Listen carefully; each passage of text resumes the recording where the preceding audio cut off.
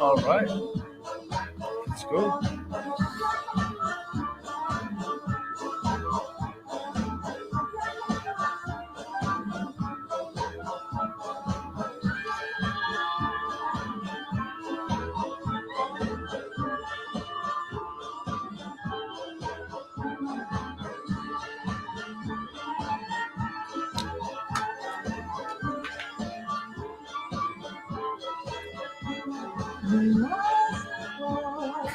Good morning. Hi, hello.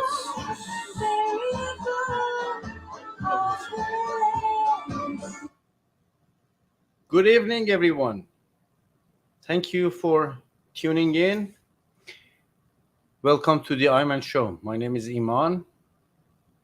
I am going to be your host in next 90 minutes, and today we are going to talk about cyberbullying. Yes, I posted a video today. It was actually so kind of like spontaneous.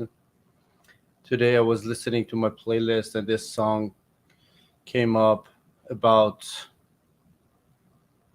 hate comments, and the song's name is The Comment Section by Sidewalk Prophets.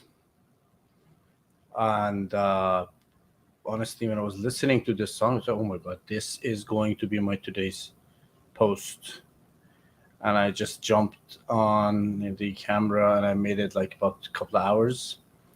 And here we go. I received so many feedbacks. And yes, thank you, Karen. Today we are going to talk about cyberbullying because it is important. It is that's funny. Even the hashtag cyberbullying is off on TikTok. You cannot choose it as a hashtag. You cannot find it. I mean, I think when there is something as important as cyberbullying, it must be addressed, and you should be able to talk about it freely because ignoring doesn't serve you at all. And yeah, so today in the next 90 minutes, we are going to talk about any kind of bullying if you want, and mostly cyberbullying. You are more than welcome to join if you are comfortable, because this is not a topic that everyone wants to talk about it, of course. If you are comfortable to share, you're more than welcome to join. And let's see what we can learn from each other tonight. Thank you, my moderators on TikTok. I see you. Thank you for moderating. Yeah. Okay, so let's see who wants to join as my first guest. Caroline R. Francis. Are you ready?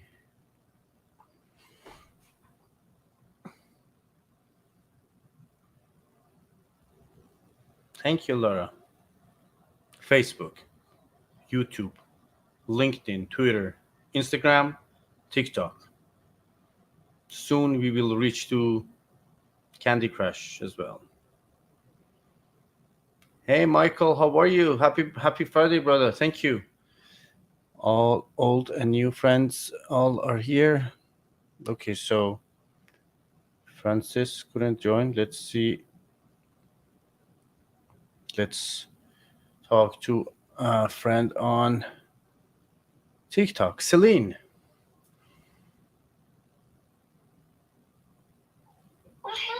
Well, hello. Hi. I'm not in the car. Yo, surprisingly, you're not in the car. Yes, I'm working out. Okay, what time is it? Where are you? Like, I am in Dallas. It is 9:20. it's 9:20 and you're working out? Yeah, I'm working out. You got it. You got it. I mean, Yeah, good. yeah. And it's Friday night. Yeah, it's Friday night. Mhm. Okay. Yeah. Yes, such an interesting schedule you have. The other day you were coming back from church. From church. It was about 10 p.m., 11 p.m. It was like late church night. It was because I had to attend the 7:30. What I do, like in the mornings, if I don't attend, I go to like a Christian church, Mm-hmm. and then I go to a Catholic church. Mm-hmm. Which my beliefs is we only have one Creator, one God. So no judging, no religion. I just go and attend, and I pray and do what I have to do. Yeah. And so if I don't attend the morning mass, which is like the afternoon, probably like around 11, which is the Christians, it's like 11:20. Mm-hmm. And if I don't attend there, I attend the Catholic. So if I miss one, I attend the other. Mm-hmm. So yeah. All right. And it's something, I mean, your point is absolutely valid, and it can be just, it can be a extra topic. Oh my God, what is that? Extra topic. This is my puppy, Rafael. Say hi. He looks kind of funny because today was his grooming day. Okay. And so as days go by, his curls come back in. Mm-hmm. So he's not curly, he's bushy. What is it? It's a poodle? He's a miniature poodle. Mm-hmm. Mm-hmm. Yeah. He is my doctor. He has a story. Me and him, how we connected, it was all God's.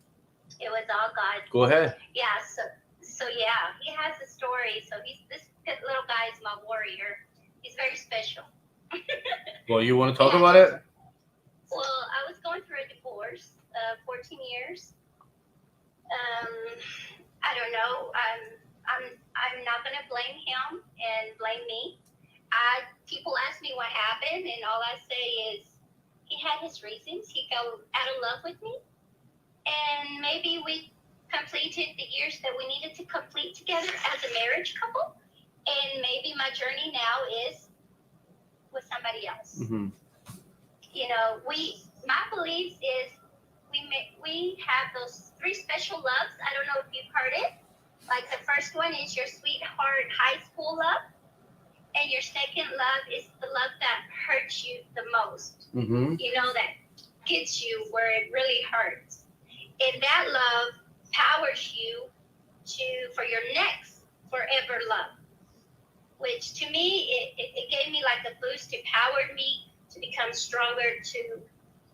It made me learn that how I loved him, it's teaching me that my next love, I am going to truly love him more than what I love the wrong person.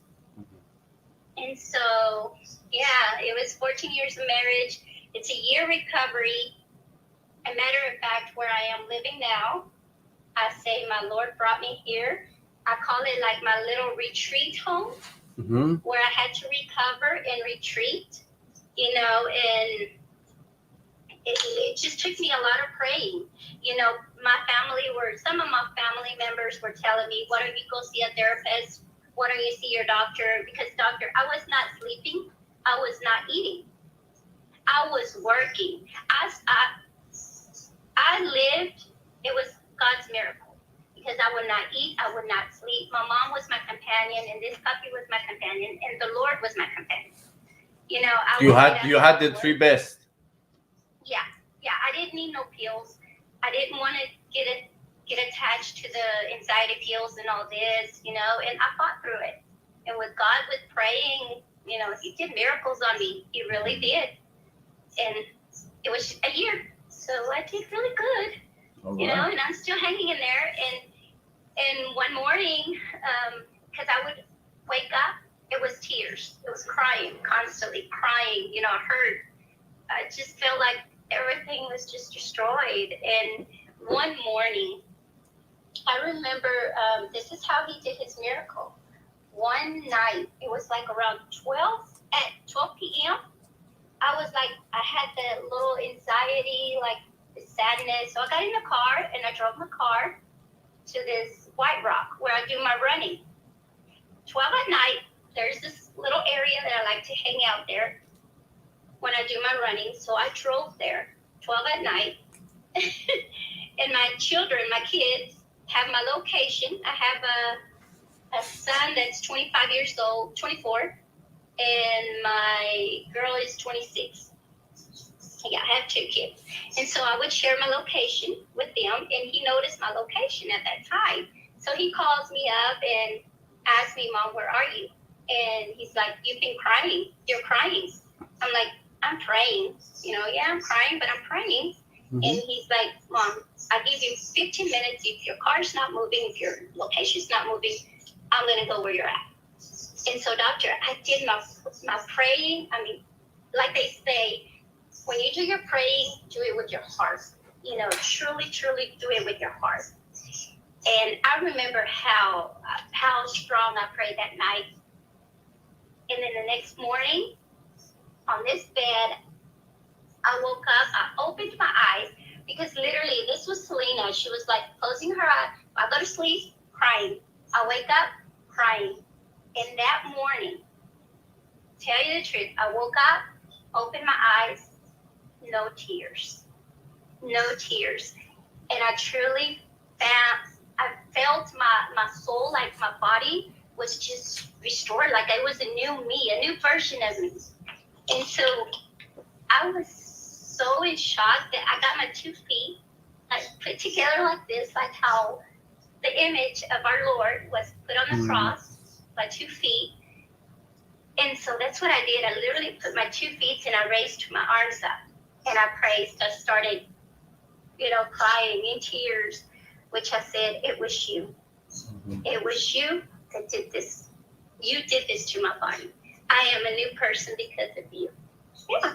And so this place, I call it my retreat. Yeah. So my year recovery. Yeah, powerful share. Yeah, it was strong. But, we go through what we have to go through, fight our battles. We all have our different battles, but we have them for a reason. We have them for a reason. True. So, yeah. But this is a battle that we are all fighting at different levels, but same demands. Yeah. Yes. Yeah. Yes. In different, in different forms, but different ways. But yeah. I truly recovered mine, and I'm so blessed, so happy. I'm so glad to hear that you're doing well now. And it's amazing that, Friday night you're working out at like 9 p.m. You are full of energy, full of life. It's beautiful. And thank you for joining. For people who don't know Celine and cannot see her, just to let you know, for about a month on TikTok when I started last year, I had 11 followers. Celine was one of the 11. And yeah, so she was there from day one. And back then I had like probably one post. I don't know. Like sometimes I thought these people who started this journey with me, they are the most loyal followers, friends. And I'm so glad to talk to you, to see you're doing great. Again, thank you so much for joining. Have a beautiful weekend, and talk to you soon again. Thank you. Thank you. Thank you so much. Bye. Bye. All right. That was a strong share. And yeah, we never know what is reserved for us in the future. We just need to trust the process and accept. Yes. So let's see. Thank you. Thank you so much.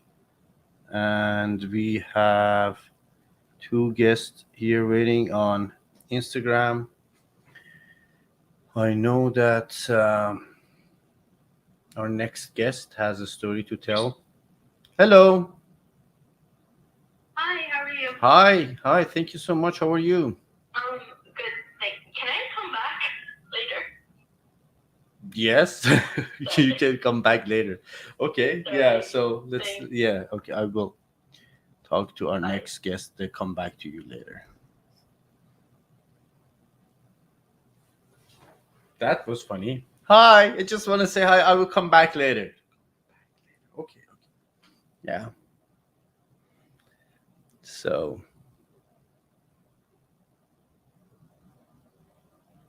Didi. I don't know if you are here. You want to join Didi?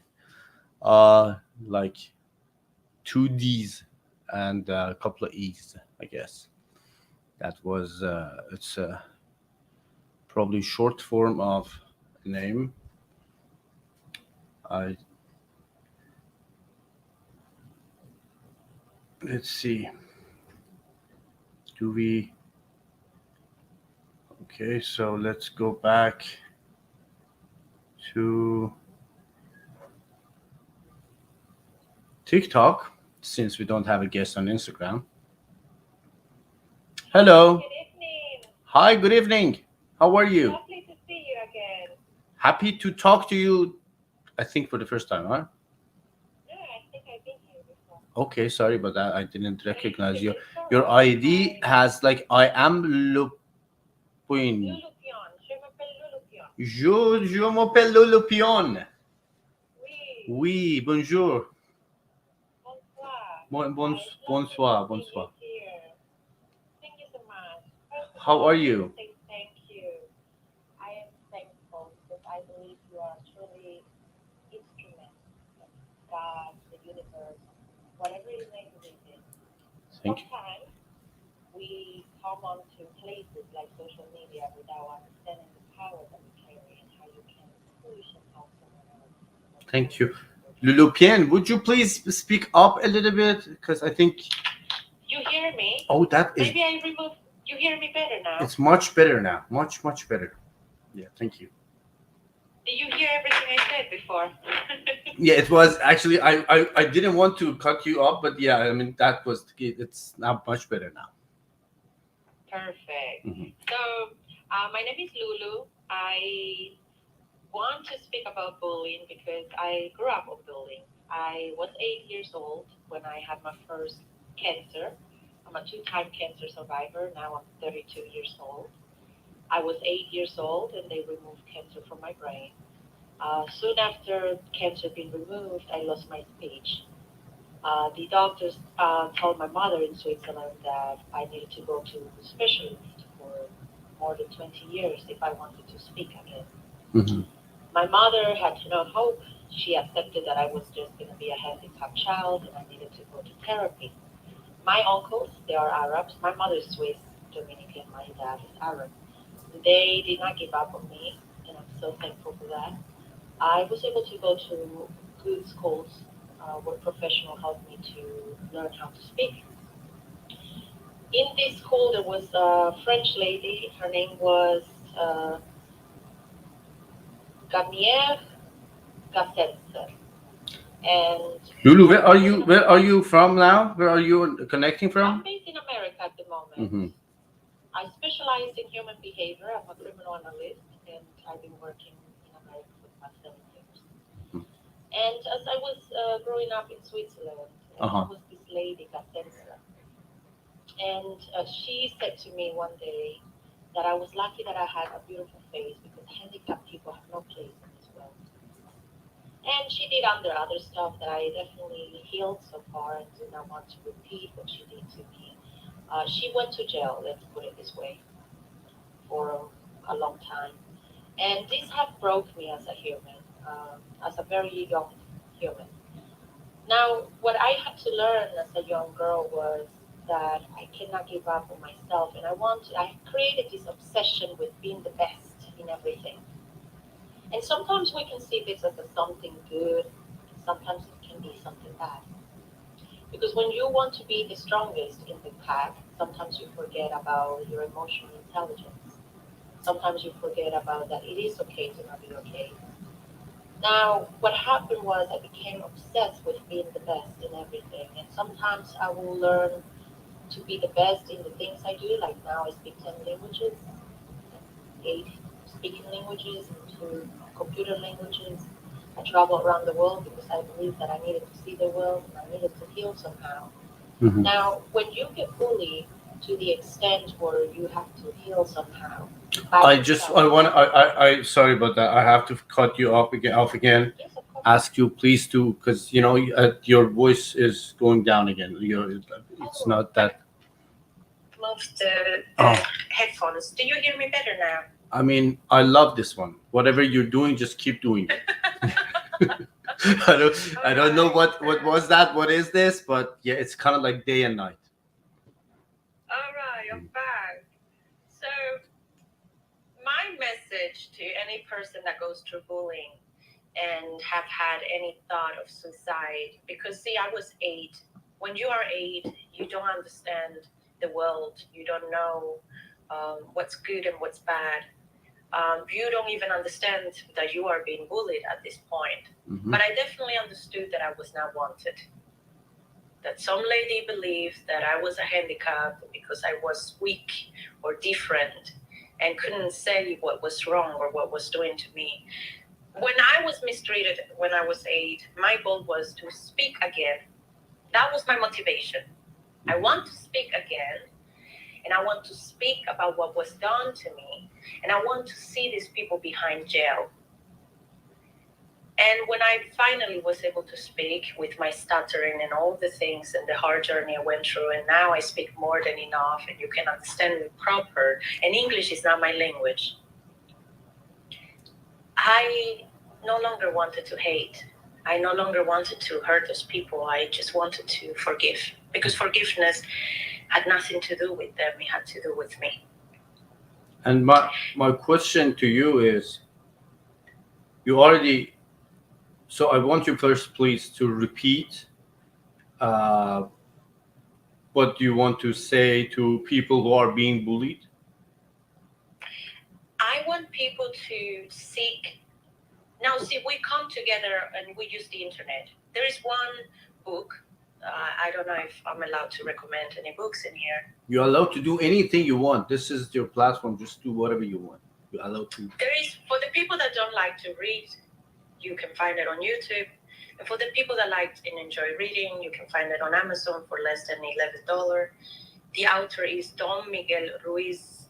He's a Spanish author, and the book is called The Four Agreements. The Four Agreement is an auto-help psychological book that teaches you how to help yourself in your emotional intelligence journey. And it's a book that will teach you, for example, let me just open the book. Stop assuming. Don't take things personally. Be impeccable with your words, etc. What I want to say, any person that is going through bullying, number one key is to stop bullying yourself. When we get bullied in life, we develop this, I don't know how to express myself in English, but let me find the correct word. We develop this self-hate into making ourselves believe that we are not worthy because someone said. And the second thing is, what someone says about you is speaking of who they are. And this is very important for us to learn to pay attention of how people communicate. And I love communication. I think that if people were more careful about listening on how people communicate with them and be more aware of your essence, because essence is something that no one can take from you. It's the authentic you. No one can be you. Everyone can buy the same shirt. You can go to the same countries. You can read the same book. And we all have different experiences and different knowledge. But no one is going to have the knowledge of your true essence. Mm-hmm. And I want you to know that it doesn't matter what kind of bullying it is. There is help, and it is a choice for you to seek it. And beside that, you have to develop your emotional intelligence. You have to work on your mind. And you have to understand that the most important opinion of it all, and the most important journey that you ever will go through, is you. Mm-hmm. What you think of yourself. Mm-hmm. How much you know of yourself. How much sure are you of who you are, for when someone come and tell you you gain weight, don't look good on you, black is not but I like black. And it looks good on me because it makes me look skinnier and it makes me feel confident. But that's just your opinion. Mm-hmm. Mm-hmm. And it's a journey, and stop beating yourself up, please. Stop hurrying, because, we all gonna die. I understand that time is not gonna come back, but stop beating yourself up. Sometimes when we beat ourselves up, I learned one thing about being bullied as a child, not understanding the world. when I was suicidal, I learned that I didn't want to kill myself. I just wanted the emotional pain to stop. And Well, that's one thing that many people are, pardon. no, please, no, thank you. Because meanwhile, I'm reading comments on Instagram and YouTube, so people cannot Me see you, too. and they're asking. So, first of all, the book called The Four Agreements, if I'm not wrong, they're asking about the Yes. name, The Four Agreements, and she's Lulu, now based in the United States, but her story was about maybe about 24 years ago, right? I'm 32 now. That I was was 8. 24. See, 24 Yes, years ago. correct. And but my next question, because you have experienced it with all your essence, and you gave us some tips, maybe some advice, like to what to do. You just talk about the victim, let's say. But my Yes. question to you is, what are you going to say to the bully themselves? Can I tell you the truth? And I just can speak for my roughness myself. Mm-hmm. In 2016, I was coming from Hong Kong. I had a layover in Madrid. I was going to visit my mother in Switzerland, Zurich. And I saw my bully at the airport, the Madrid airport. I became very nervous. I was very scared. And the whole memory of, and the whole emotion of fearing that person came back. And the person was having some struggle holding her suitcase, and I was helping her, and she didn't even recognize me. After 19 years. And I called my mother, and I cried for a very long time. And I said, because my mother believed in karma. My mother says you should never harm people because every little action that you take every single day is your karma. And my mother said, don't worry, everything is all right. You are doing good. You have survived that. And you need to understand that karma is coming to these people. And that's when I realized that it is not my responsibility to be the judge. You should not be the judge, because let me tell you one thing. People that bully you are hurt people. People that maybe are going through their own trauma. People that need love. Mm-hmm. People that have a problem. And sometimes people that are unhappy, the only way of they speaking up who they are is through chaos. And I realized that the closest thing to a narcissist, because I studied a lot my case.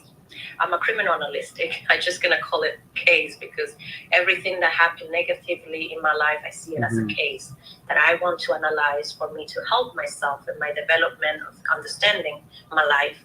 I studied that lady probably was a narcissist. In my knowledge, I believe so. And what I read about narcissists is that they never going to acknowledge that they were wrong. So what you're going to tell someone that The one most significant characteristic of narcissistic behavior is lack of empathy. They cannot understand empathy at all. Like it's probably like you want to explain to a goat about rocket science. It's impossible. Correct. Yeah. It's impossible. So it will be a waste of my energy for me to invest my time trying to understand, because when you try to understand your bully, you're gonna suffer. Trying to understand a bully is like assuming, because you're gonna have 100 assumptions, and assumptions make people suffer. Mm-hmm. But you need to understand yourself. And I believe that the focus should be on understanding that these people are hurt people, and these people are not all right, because you have never seen happy people bully people. Have you? Have you ever been happy and just felt like, I'm so happy today, let's just bully this person? Mm-hmm. Incorrect, correct? So that's my question, and so maybe I can ask the same question from other guests who are going to join me. But in one sentence, if you want to, express your feeling, your maybe an advice, not to particularly your bully, but anyone who is listening to you, and at some point maybe they are having the same behavior toward others. What is the one sentence you can tell them? I think the best sentence that I can say to any bully is that it is okay to not be okay. And that in the end of the day, we all want to be loved. And sometimes bullies behave like, that little boy that hit the girl in school because he likes that girl. Mm-hmm. When you don't know how to seek help or how to express your emotions and you hurt others, this is definitely not okay. And I believe in karma. And I believe that sometimes people that hurt others are going to end up being hurt. And hopefully they are not narcissists and they're just normal people. Because I believe that the closest thing to a narcissist is the demon. I'm sorry, I'm just wrong. Well, yeah, thank you. Thank you for You're welcome. joining. Thank you for your share. Thank you for removing the headphone, whatever it was. Stay healthy. Yeah, it's actually much better now.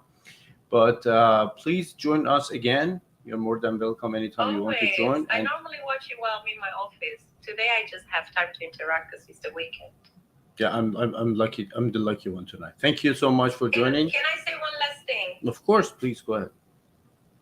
Thank you for being an instrument of this universe, because your power, you have no idea.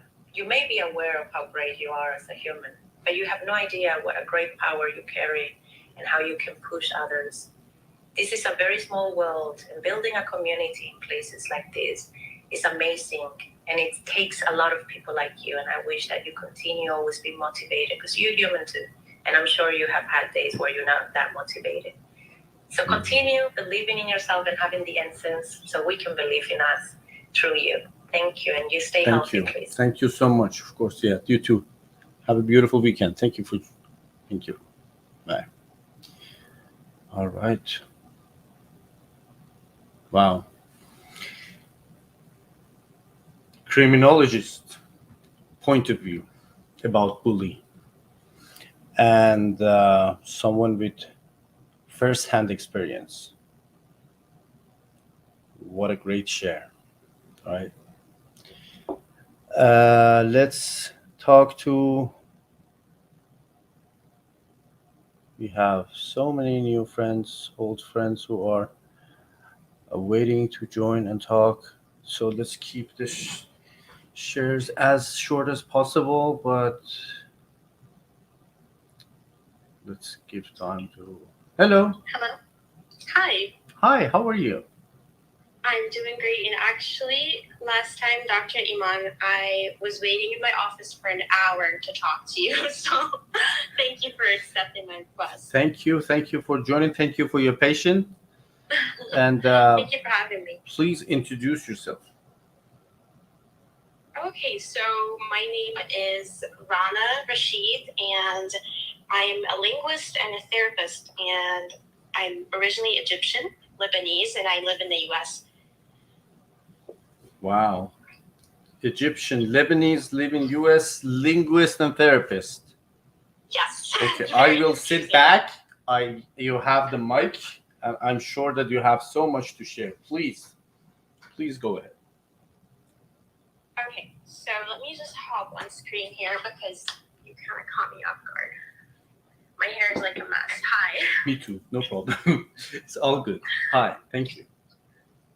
So, Dr. Iman, so the way I reach your platform is through my own platform, because I use spirituality and psychology to help people discover their soul and deal with the traumas that they faced in life. So my story is actually about being an addict. I used to be an addict, and I wasn't addicted to substances. I was addicted to people. Mm-hmm. And that's how I became a codependency coach Now I train people how to not be addicted to the people that they love. But in order for you to understand in order for you to heal from being addicted to someone, you have to understand why you got addicted in the first place, right? So I feel like emotional addiction is a very prominent disease in today's world, and people don't really understand that it's addiction. Many of the relationships that people are in, we place it under the name of love and, this extreme emotional reactions that you have towards someone, and you think it's love. And of course, it's a form of love, but it's a very egotistical love, And that's where the problem happens, because you are trying to find someone to satisfy the very hurt ego in you. That ego that got hurt in a lot of situations, starting with your parents. It always starts with the first person who was supposed to love you in life, and they didn't love you properly, right? So you start then becoming a magnet for narcissists and bullies. And part of it is energetical too. These people are drawn to your energy because your aura is penetrated. When your aura is not complete because you were traumatized, when people get traumatized, their aura breaks on different levels. Your psychological, your emotions are vulnerable. So you're unable to set healthy boundaries. So you start getting in unhealthy relationships, and you don't notice toxic patterns like a normal person does. So that's the emotional body. And then if we talk about the spiritual body, trauma also penetrates your aura and creates these openings where narcissists and even demons and bad spirits can clutch onto you and drain your energy.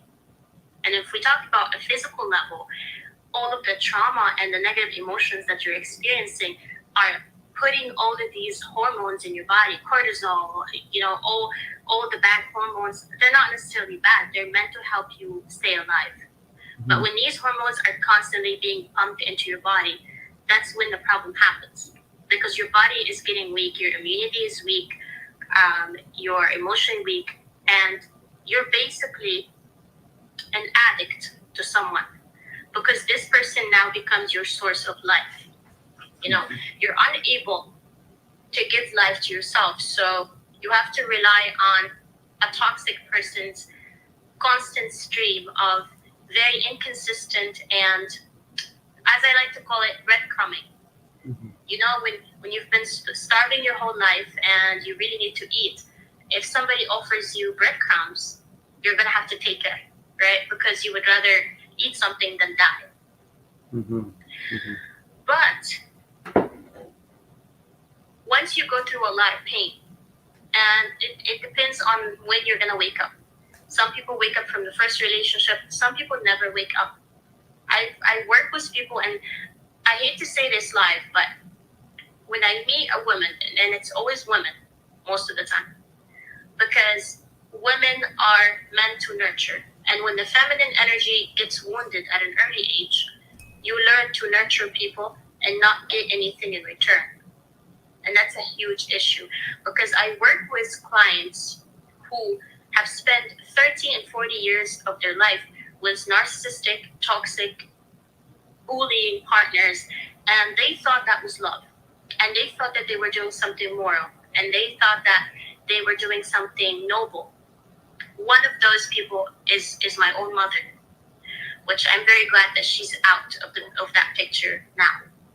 But I saw her suffer for years in silence, and I always criticized her for putting up with so much bad stuff that she shouldn't have accepted. But I come to find that when I got in a relationship, and the only person I fell in love with in the past, which I later found that it wasn't unconditional, and the unconditional love that I deserve as a soul, I found that I was repeating the same exact things that I was criticizing my mother for. Mm-hmm. Because that's your emotional DNA. That's what you inherit from your parents. And when you inherit that from your parents, you're going to have to reach out to a higher source to fix that. But when you're not aware of the whole picture, you start reaching out to people to save you. Whether it's friends, toxic friends, partners, jobs, people will just start using you left and right. The world is not going to have any mercy on you. And so if you're always attracting bullies and narcissists, if that's a consistent pattern in your life, you cannot focus on that person. You are contributing to the picture. I hate to say this, and I'm sorry to everyone hearing this, because when I heard it, it was very painful back in the day. But sometimes you have to realize that you need better boundaries in life. Sometimes you have to realize that you are accepting, excuse my profanity, in advance. You are accepting bullshit, and you're putting the label of love on it because you don't think you're enough. Mm-hmm. And you're afraid of walking away because you think you're not going to find better. But the message that I want to share with people today, when you've been neglected most of your life, and you find someone who tells you this is love, you've never experienced love. If I tell you this is steak, and you've never tasted steak, you're going to believe me, and you're going to think it's good. And manipulators, what people don't know about manipulators is that they are extremely intelligent people. One thing that all toxic people share is that they have high intelligence, which enables them to manipulate even the most educated people. So you can be a therapist and get manipulated. Mm-hmm. You can be a college professor and get manipulated. Of course. You can be uneducated and get manipulated. Because you can be a therapist and like college professor, like whatever you are, and you be manipulated by an uneducated psychopath. Yeah. That is a fact. But since you mentioned different topics, different like things that I really want to talk about them all, like emotional DNA, and you talk about the pain that some people believe that it's love. I see different in different comments, like different topics and different conversations, that people say love is blind, which I believe is wrong statement. Love is not, if it hurts, it's not love. Yeah. And love, in my opinion, has the brightest, most beautiful vision ever. It is not blind. Love sees everything. Unconditional, pure, healthy love is not blind. But allow me to add to that, Dr. Iman. I used to say that to people too. Even when I wasn't getting that kind of love, even when I was being abused, I was still hating people. mm-hmm. But then there's one issue when you say that, these people have no idea what you're talking about. You're talking to them about this delicious dish that they never tried. So they cannot, even if they want to follow you and they trust you, they cannot believe it. They don't believe that it exists, and they don't know how it tastes like. That's another important point. I'm glad you brought that out. Because when you're used to toxic love bombing, you do not enjoy slow, consistent, and uncomplicated love. Because your brain, that's the cycle of addiction. Your brain is so hooked on the highs and lows that you get from the disapproval and then the approval of that partner, and then again the disapproval. Mm-hmm. So in order for me to actually heal people from emotional codependency, I had to go to NA meetings, and I had to go and sit with addicts and talk to them in details about what they go through when they are experiencing withdrawal symptoms from the drugs that they use. And surprisingly enough, it blew my mind that the same symptoms are exactly present in people who are emotionally codependent. My belief is, sometimes, as you say some people have not experienced the true love. They don't know what you're talking about. And if we see this way, they might never probably experience what we are talking about. My belief is we just need to go back in our life, I believe, before the ego is formed. Right. When there is no ego, everything else is love. Even in our personal life, all the experience as a child that we had before ego, because ego is formed in early ages when you can recognize your name, and then Right. you connect everything, all the objects around you to your name. This is Iman's cup. This is Iman's toy. This is Iman's dad.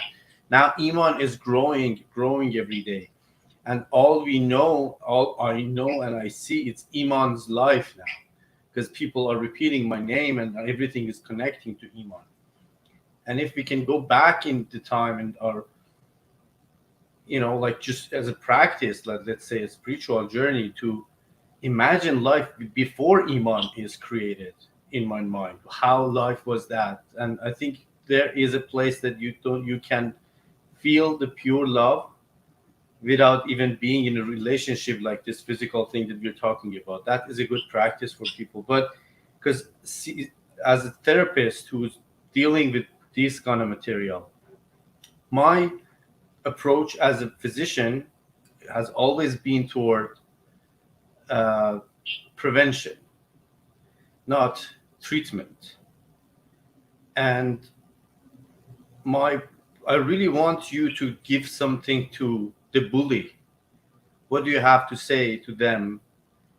Because not all the bullies are psychopaths, and there's somehow you cannot do anything. You just need to run, and you can just avoid them.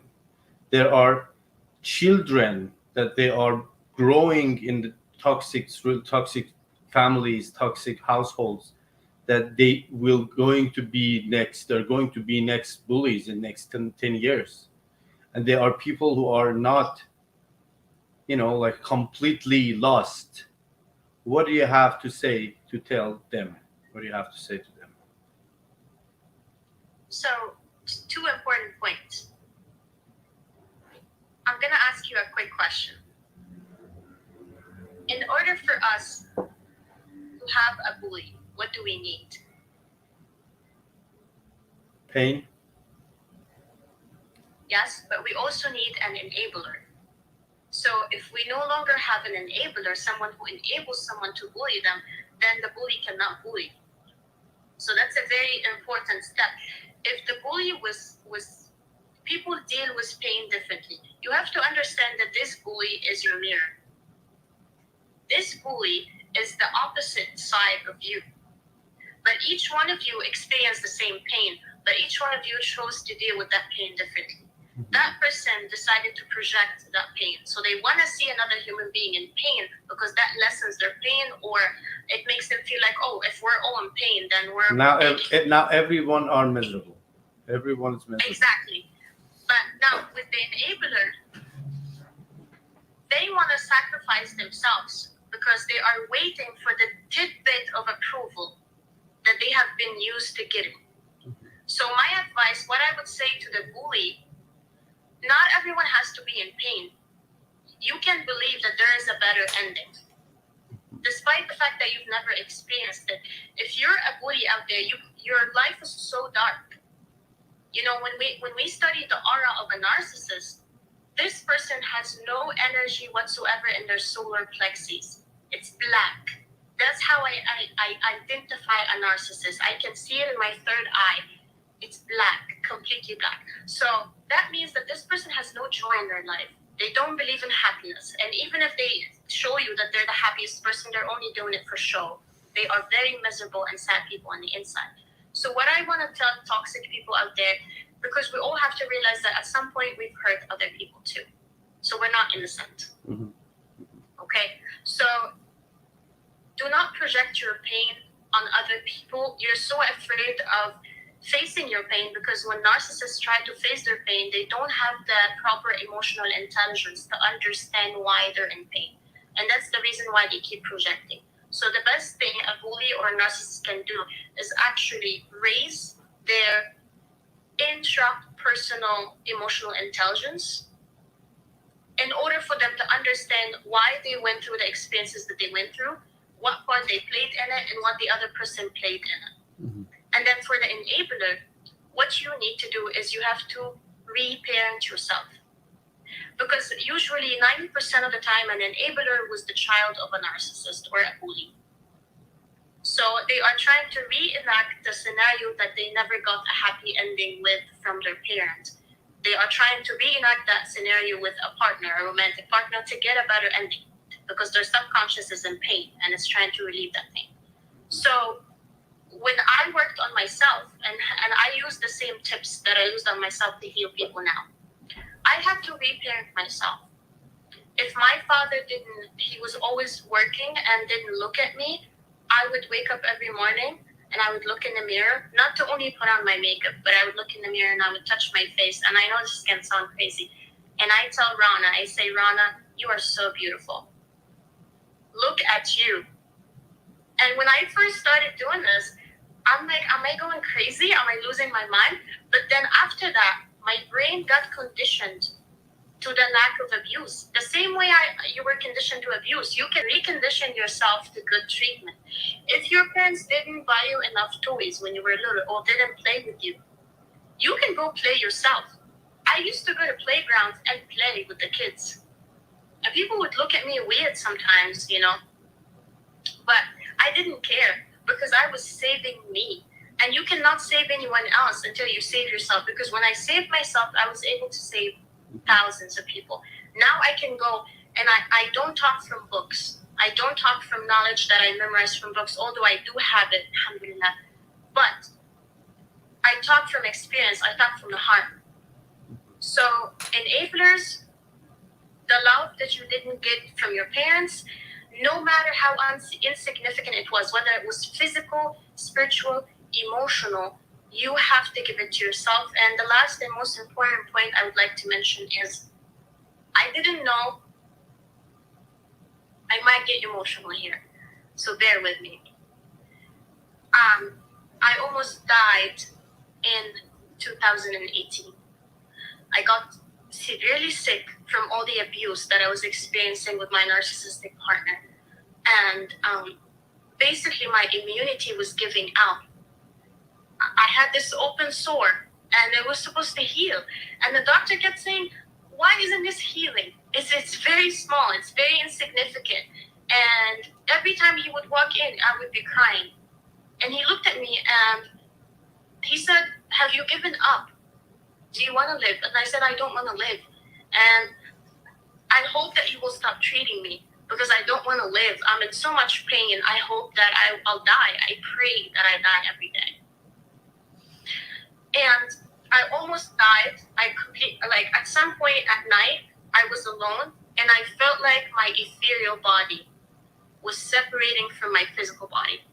And I could see my life flashing. They always talk about when your life flashes in front of your eyes. I could see my own life flashing. I went back to myself when I was a child, and I looked back at myself when I was playing near the beach at 7, and I remembered how much love I felt at the time. That was before my trauma, before everything happened. And I swear to God, at that point, God talked to me. I don't care if people believe me or not, but I know God talked to me because at that point I was atheist. I was praying to God, but I had no faith at all because pain can get you to that point. Pain can be so severe over the years that you lose complete faith in God, that you lose yourself because you are God on earth. And don't get me wrong here. I'm not trying to go against anyone's beliefs or religion, but we are the physical manifestation of God on earth. So when you lose yourself, you are hurting God. So God doesn't want you to pray to them because you are doing it out of obligation. That's what they teach you in synagogues and churches and mosques, and that's very wrong. God wants you to pray to them because the minute you truly connect with God, not because you have to pray, because you want to pray, God is going to talk to you and he's going to tell you that you are so enlightened, and he's going to show you how your soul looks like. God is going to show you how beautiful the soul is, and he's going to tell you one thing: do not ever let another human being destroy you or disrespect you. Do not ever put yourself in a job where people are underpaying you or mistreating you, because you are divine, you're holy. So if you ask me, you cannot find unconditional love without connecting with God. You have to connect with God. And when you do that, you realize your divinity. And you stop letting people treat you like shit. Even if it means you have to sit in your apartment alone. I sat by myself between four walls alone for a year. No friends and no family. Because I decided to set healthy boundaries. And that's another last important step. Is people think that healing is this easy, you're in Bali and you're meditating on the beach and the stars are shining. It's not always going to be like that. It's not always sage in your house. Sometimes you're going to be crying your eyes out on the floor. And sometimes your own mother is going to hang up on you and say, I disowned you. I just disowned you. I'm not going to talk to you again. But when you have God in your heart, you keep walking. You don't stop. Because you know what you're walking to. You can see. When this third eye opens, I saw my life right now. I saw everything I have right now. I saw it and I knew I was walking towards it. And that's what gave me the strength to walk away from the toxicity. So I'm so sorry. This is such a long story, but I wanted to tell it. Maybe it's going to inspire some people. Absolutely, absolutely. Strong story, beautiful share, and both aspects, scientific and spiritual. Great, beautiful story. Thank you for sharing. Thank you, Dr. Iman. And I actually end this exactly at 11:11. So that's a great sign. Yeah, thank you so much. Thank you for joining. Thank you for your share. Hopefully you can join again and bring us more inspiration. Okay, have a great night, everyone. Thank you. Bye-bye. Thank you. Bye.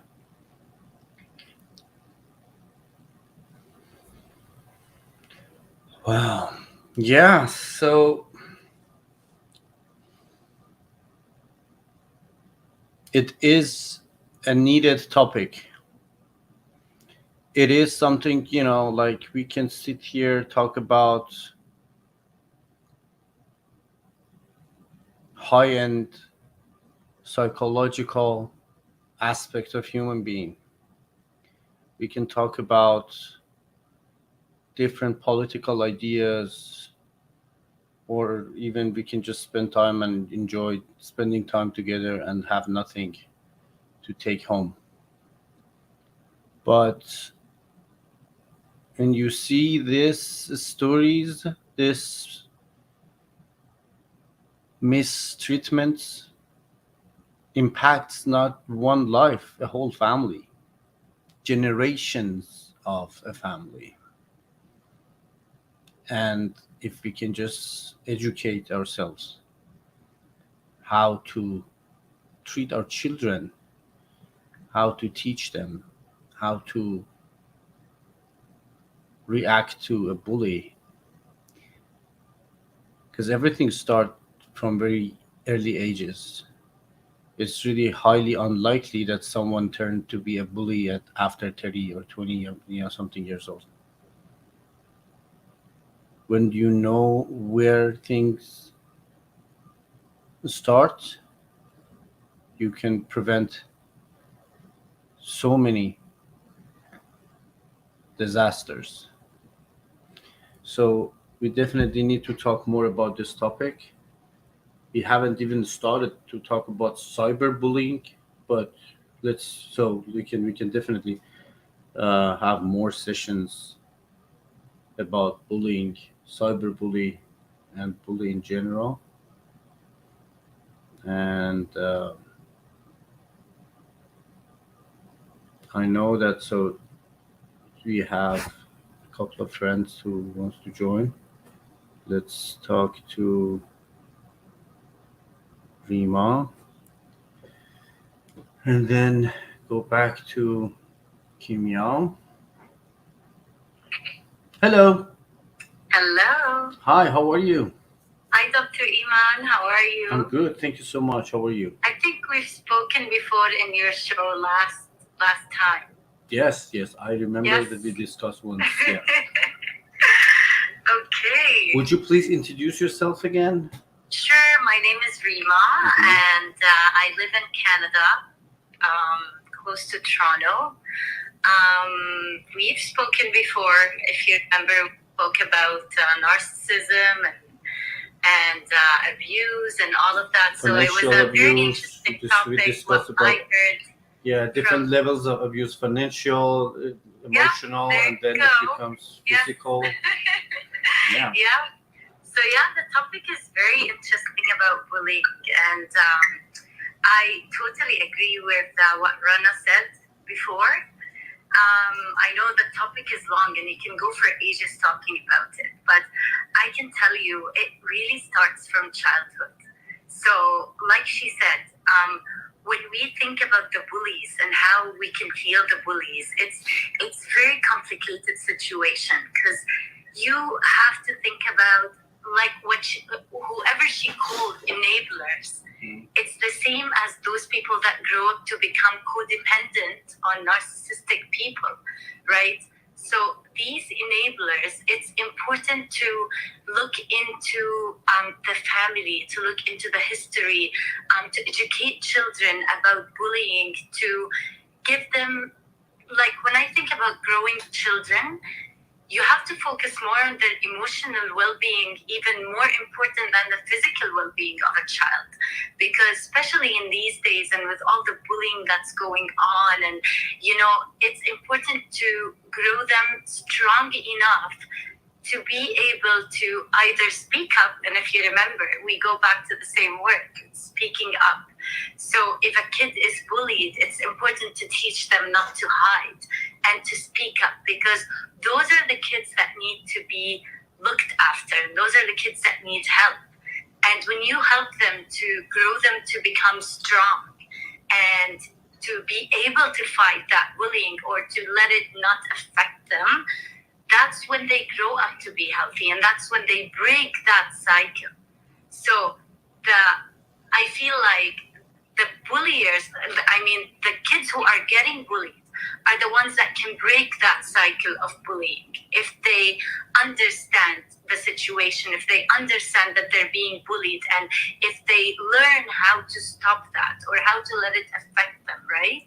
Mhm. So that's what I think personally, because right when a child is bullied, it's gonna haunt them until they grow up, and when they grow up, they can be in relationships with narcissists, with they can become codependent. So it's all about childhood and how to educate a child to like speak up all the time, to seek for help, not to be silent, because the worst thing is for kids to be silent about bullying or being bullied. Yeah, when it comes to the we talk about emotional DNA. Yeah. Sometimes it's two different approaches. When it comes to family and kids and children, we definitely need professional help. Oh yeah. But when it comes to like adults, not maybe adults, but even after teenage years, so we have a choice. Right. And the fact is that I had a video about like years ago, maybe 1 year ago. Maybe I need to redo this quote that they hurt you because they were broken. Yes. Now you are broken. Yeah. Are you going to break this sequence, or you are going to hurt someone else?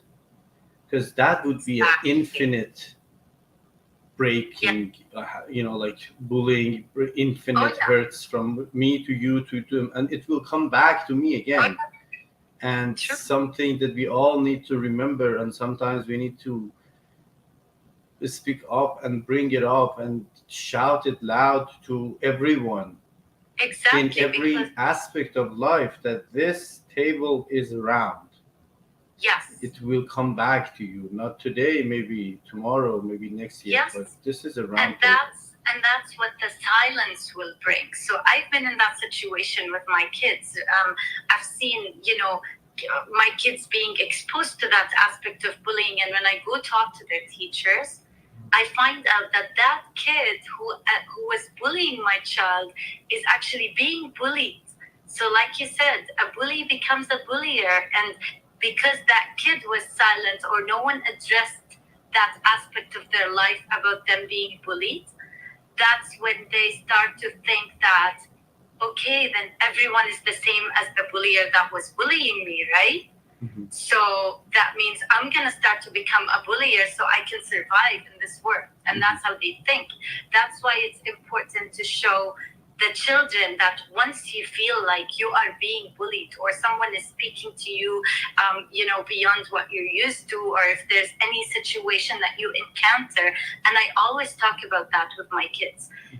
If you ask them, I drive them crazy with questions when they come back from school, like, how was your day? Did anyone bother you? What happened? Tell me. We start opening conversations, because throughout the conversation, you can actually tell if your kid is being exposed, if there's anyone that's bothering them. And you have to address it at an early stage, because it could get much more worse. And once it gets to a point, then there would be a point that it's so hard to help the child. You've seen the children that commit suicide, the children that end up hurting themselves because they're being bullied and no one knew about them. So that's why it's important to look for the early signs of kids that are being bullied. Like, as soon as you feel your child is being exposed to any sort of harm, you have to address it. You have to work on it. So yeah, that's from experience, to be honest. Well, thank you. Thank you for your share. Thank you for joining, and thank you for talking about your experience. I really appreciate Thanks a lot. you. Thank you, And Dr. Iman. yeah, hopefully you can join again and talk soon. Sure, of course. Thank you. Have a good Bye. night. Bye.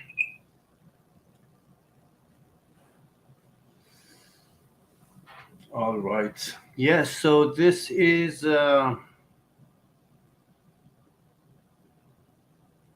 interesting topic, important topic about bullying. I already wanted to talk about cyberbullying as well, but so definitely we would talk more later about all aspects of. We have had our discussions about narcissistic and abusive behavior. Maybe we can add bullying to our discussions as well. And all right.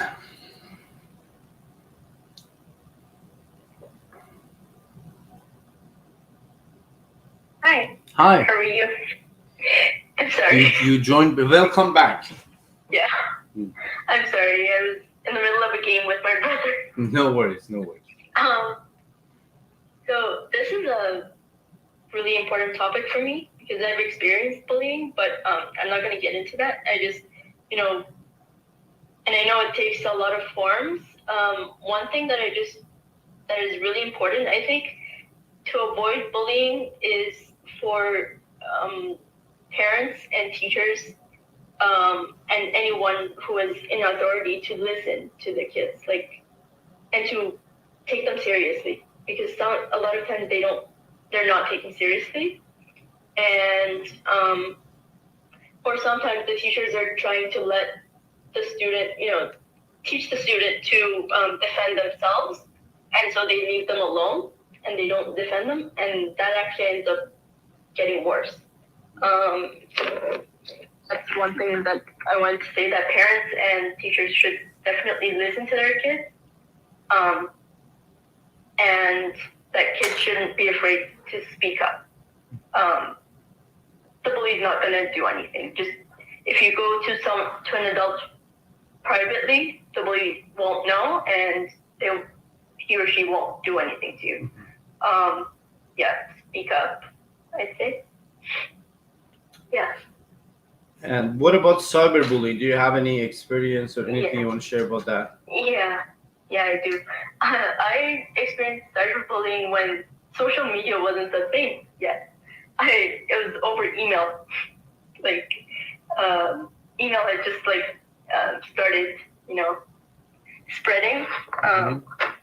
And yeah, so there was a girl in my school, in my class that, I thought she was a good friend, and then she started saying mean things about me and spreading rumors about me to the whole class. And I was lucky.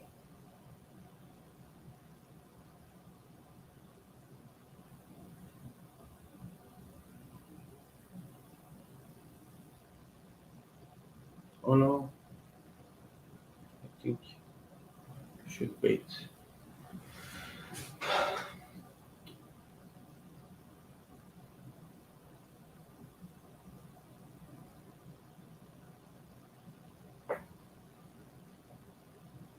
I think we lost her.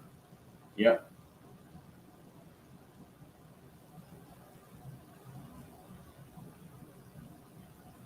We lost her.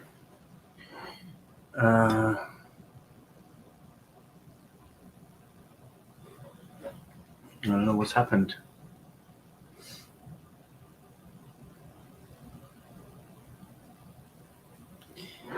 So she's coming back. Yes.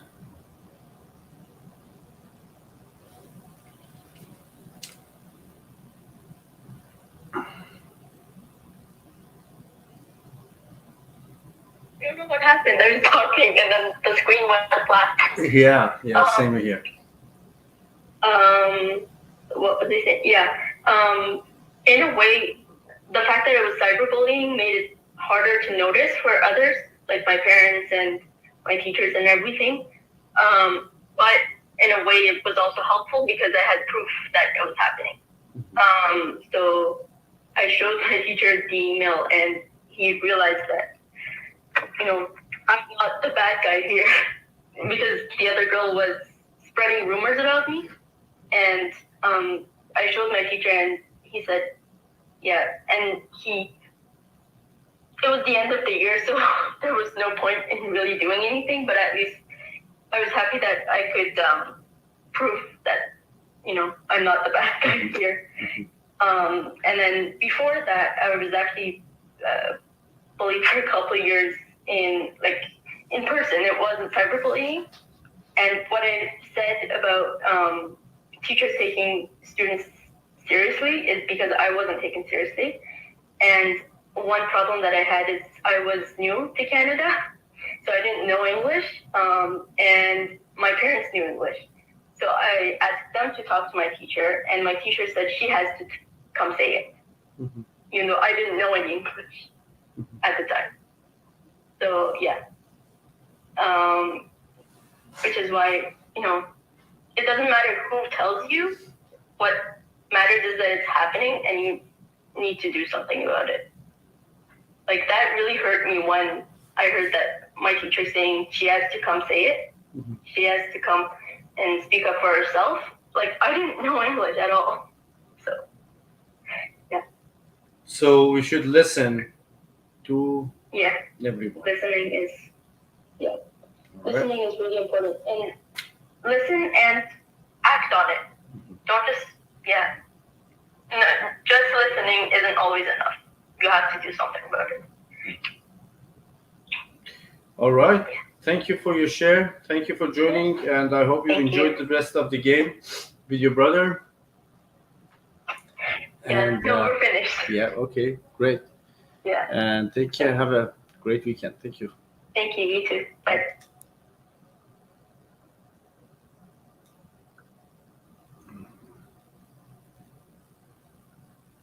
Yes, exactly. Ballback said that teachers should know better, and that is actually absolutely correct. And let's talk to one more friends before I wrap it up and add my points to the topic. Hello. Hi, Dr. Ivan. What Hi. happened to Kimi? I was listening to her. She said goodbye and she left, and we did the farewell ceremony properly. Did you do that? Because I was just watching her. I was like, Okay, she's saying that something very important, and then all of a sudden, No, I don't know what happened. no, we actually said goodbye and everything was so. Yeah, okay. So it's good to see you smiling today. Actually, you gave us electric shock in the morning. Why though? Dr. Devon's crying. No, it's now I was not crying, but the video was the topic is important, and the fact that I am probably one of the least fewest people that it's very unlikely for me to receive negative comments, and I'm blessed and I'm thankful for that. Maybe I don't see them. Sometimes I notice some comments which is not that horrible. It's heartbreaking, but yeah, anyway, the fact is that so hurt people, and when I have this, let's say,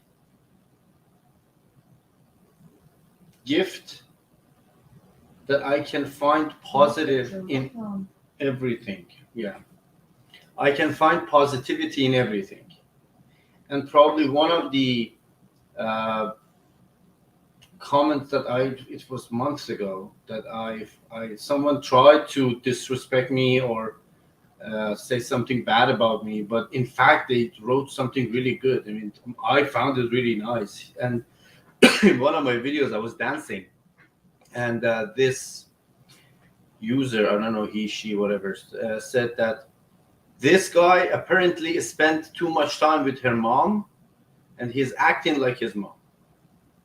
I wish that I become my mom. Absolutely everything I know, she taught me. She's my first mentor. She's my biggest teacher, and she's my love of my life. And of course, I would be proud that someone sees me and say, "Oh, this is like he's acting like his mom." Of course, but the fact, I mean, that's the thing. The fact that I can handle this stuff or I don't receive that negative comments doesn't mean that I should not speak about it. In fact, we all need to talk about it, because if someone who is in different situation, if they talk about cyberbullying, you might say, so yet, from victim perspective, it's kind of like showing your vulnerability. So not many people want to talk about it. But for me, it's a topic like any other, let's say, sensitive topics that no one talk about, but I really want to do them. I mean, that's one of the things. So it's not personal. I receive so many beautiful messages, support messages. Thank you so much, guys. I love you all. But it's not personal. For me, nothing can stop me. Like I'm doing what I'm doing, but that is part of my job to talk about things that no one else does. And yeah, of course, as I said, like I don't know why cyberbullying hashtag is locked on TikTok. I mean, technically they said don't talk about it. I mean, so someone should address it. Someone should talk about it. And so in real life, we all talk about why things hurt people, and in school, teachers definitely need to know how to deal. I'm sure that, like in North America, there are some training specifically for bullying in school. In general, my advice is to confront the bully. Call them, ask them, and confront directly. Not someone said or like, what do you think? Like directly ask them about the events and the incidents, and like just bring up ultimatum and everything. You just need to be strong, because they are used to being bullied, so you have the no bully will stop until they see something stronger, and as an authority you should bring up some authority with them. But in cyber world is kind of like different. Everyone is like keyboard warriors. They just sit there and type anything they want, and at the beginning, like, you can see that people who have never had the chance to express their feelings, their traumas, their pain, now they find someone somewhere that they can express them. And that is sad. That is the part that, okay, so who is responsible for this? who is responsible for all this mental trauma, emotional traumas that teenagers, children in school, they are receiving? It's impacting their life through this screens and all these comments and everything.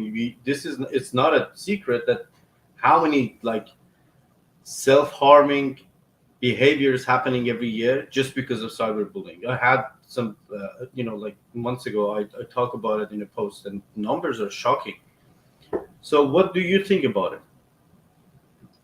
Dr. Ivan, it's such a real thing. Bullying amongst children, even though we think that they're the most innocent creatures and we love them so much, they're so innocent, but when they bully each other, it can be very vicious. The impacts can be very vicious.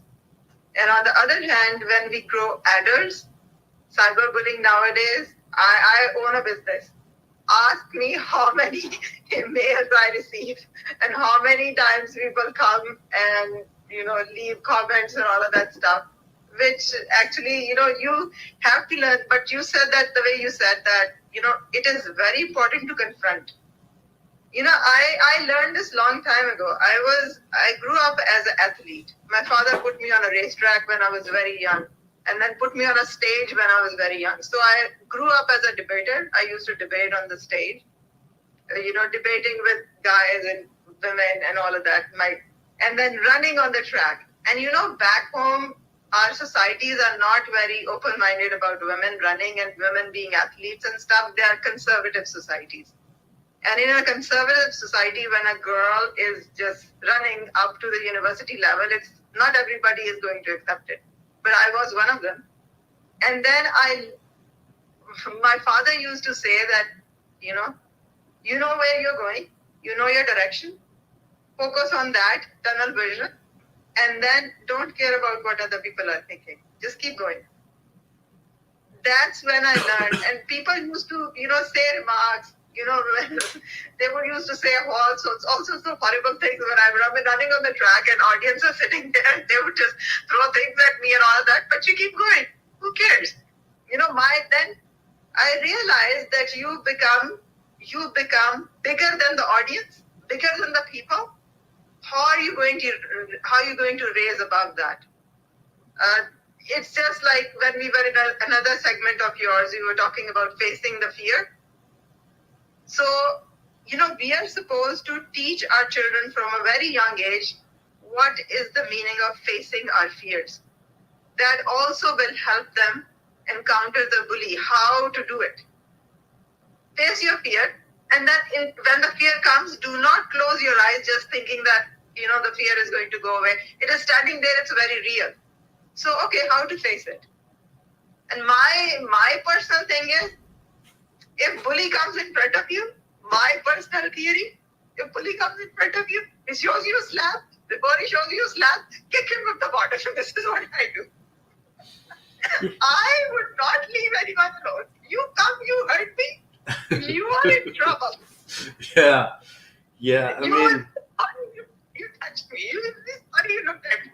You obviously have had your preparation. You know what to do when it comes to things, and that's. Dr. Iman, I used to win the race. People used to pick me up on their shoulders. I used to lose the race. People used to ready to spit at me. I had seen all of that, but I think that instead of hiding yourself and just thinking, do not celebrate your moods and do not celebrate your fears. Face them, and then you will become bigger than your fears. Come on, it's not a mood that you have to pamper. Come on, just don't pamper your moods. No, that's a wrong way of treating anything. Face it and grab it by the neck and squeeze it until it's finished. This is my theory, and it worked. Imagine you tell me that the most successful people are the ones who actually face the defeat the most. Which successful person has not faced the defeat? More successful they are, more defeats that they have faced. More stronger you are, more bullies you have faced. You have at some point in your life, you have learned to face it and you have learned to handle it. That's what I think. And then, if you are, by the way, you are living in heaven and nobody's giving you a hard time, no hard times are coming in your life, what is going to make you you? You are so dynamic. You're so we become so dynamic and we become like multifaceted, and we are talents and we are strong and we are executing a life, and we become very polished human beings at some point in our lives. But how did we become there? If we are not faced our fears, if we are not fight back for anything. You know when Rumi says, wood is a place where the light goes in. If there is no wood, how the light is going to go in? So accept the wounds, man. Accept the wounds already. How difficult it is. Difficulty is going to come. This is world and this is life. Difficulties are going to come. People are going to treat us like that. People are going to say, why are we pampering this? Yes, we are emotional beings. Our emotions are going to get hurt. But then, how we are going to become stronger? How we are going to become tough? How are we going to experience life? Okay, keep staying home like a cotton swab. Go under the bed. Don't do nothing. Just hide your children. Also, go hide yourself also. Or go out and face it and teach your children face it. Your child comes home beaten up by somebody. I would rather slap the child also. Why the hell did you get beaten up? Why did you go beat him up again? Go. Give him 2 more slaps on the other side. Who cares? Who told you to come back crying to me? Go beat him up again. Instead, you want to do that twice. Well, I don't recommend that, but anyway, so you do whatever you want to do. I knew it. Yeah. I knew it. Okay. But I'm just saying, this is facing a fear. But of course, I mean, confrontation is one of the few situations that confrontation is absolutely recommended. Yes. The pure, short, like you don't need to compromise, you don't need to hide anything or sugarcoat anything. When you, especially as an adult, when you see a bully or like this kind of like behaviors, you need to confront full force. You know, Kimia was saying about, I was listening very carefully to, first Rana, very nice conversation, then with Rima, and then Kimia. Kimia said something that, sorry, it was. What's up? I said, a bully just showed up. Let's be prepared. Yeah. Okay, the bully is up now. No, I'm not. Sorry about that. It fell down, actually. I put it securely, but turned out to be just fell down. I forgot now what Kimia was saying, but Just everything was just so out of control. yeah, everything fell down. My entire tray of ideas has fallen.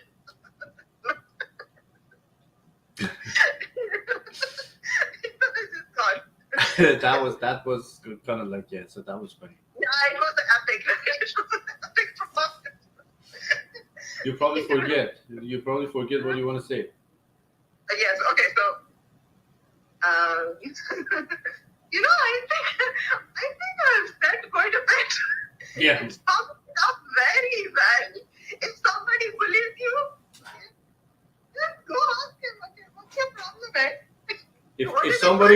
If somebody bullied you, you can contact Uzma and you can go together and you can. Call me, I'll go. Yes. I'll go. She got you. She gets you. If anybody is bullying your children, call me. Mm-hmm. If anyone's bullying you, call me. Figure it out.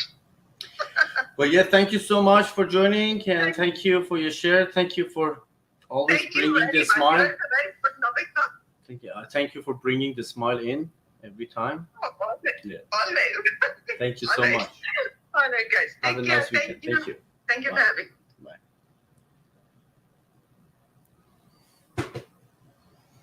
All right. Let's wrap up. These topics are important. These topics will be on in our calls more often. During the week, we will talk about narcissistic behavior, bullying, abuse, and not just inspiration. Of course, it's important to listening to listening to others' stories, but now it's time to transform. Inspiration first, and then now it's time to transformation. To know what to do to make changes, not to just repeat same stories. Now we know what to do. Of course, manipulation, all this kind of like toxic behaviors. But I want to talk to anyone who is probably watching or will maybe watch this, that in any kind and form might have the same traits. It is not your fault. We all have been through different stuff, ups and downs, and this is a toxic DNA that we are carrying, and sometimes we bleed out on people who didn't cut us. It is not your fault. It is not your fault. But if you continue, it will be your fault, not because you're hurting one person, because you're hurting a generation of innocent people. You are not hurting just a child, you're hurting a family, and then their family, and the next generation. So you're not responsible for what has happened to you, but you are responsible for what you react. And it's always time to stop. And it's always time to get help. Everything that we judge in others, everything that we judge in others is about something within us that we don't want to face.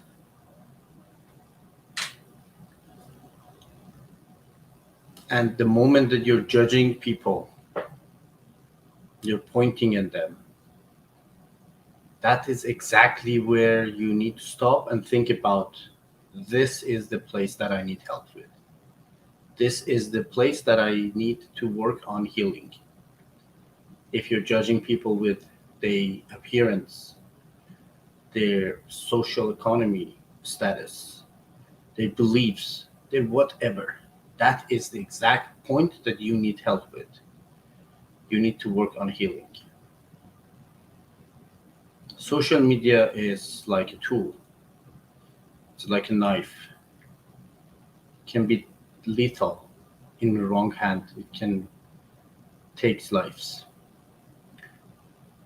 And in the right hand, like a surgeon can save lives.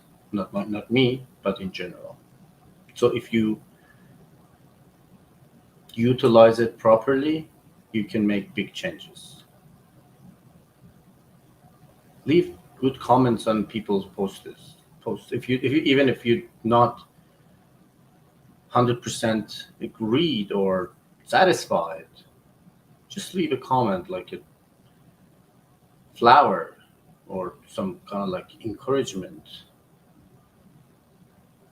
You will pass and you will say something not nice, but this small impact will destroy someone's mind.